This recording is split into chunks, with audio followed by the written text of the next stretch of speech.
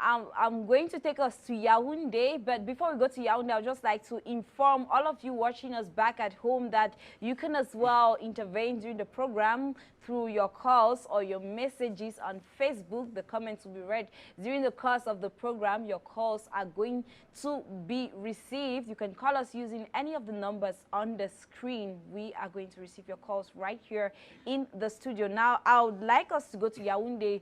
Guang Roger, I have this question for you.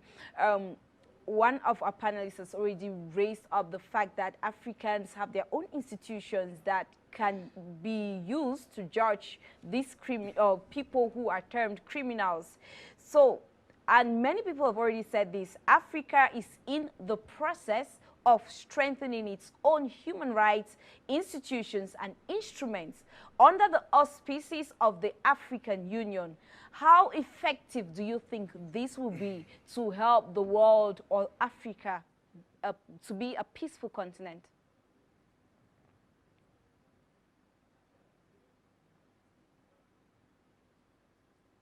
Thank you very much, Gina. It's obvious that Africa is still in that process of strengthening its human rights instruments so that those perpetrators of crimes of highest concern to the international community be tried. This is something that is still in a process, and hopefully with time these objectives will be realized. You can see that the African Court on Human and People's Rights already have been giving that mandate, that competence, that it could try perpetrators of international crimes.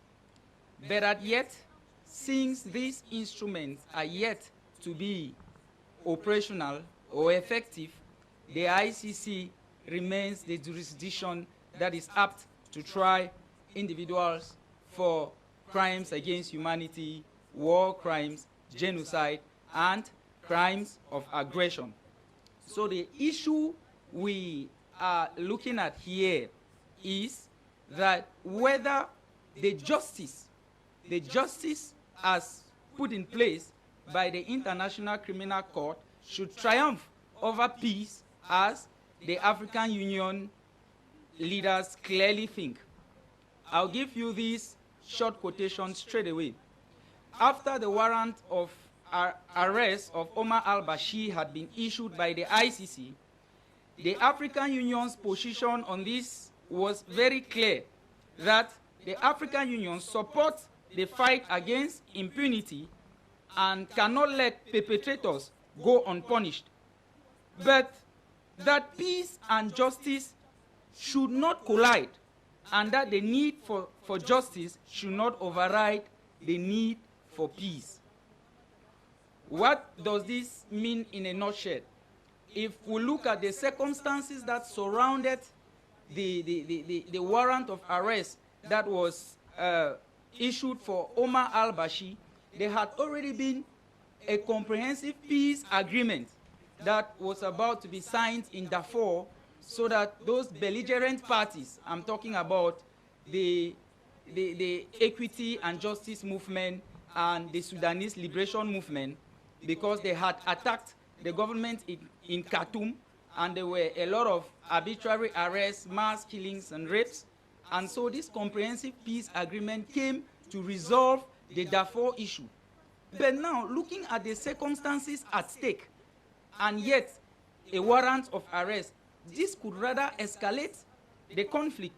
And so African leaders decided to meet in Uganda, where they wrote to the United Nations Security Council requesting that it amends Article 16 of the Rome Statute so that it could defer the prosecutions of Omar al-Bashir to over a year, because the issue of peace was really at stake.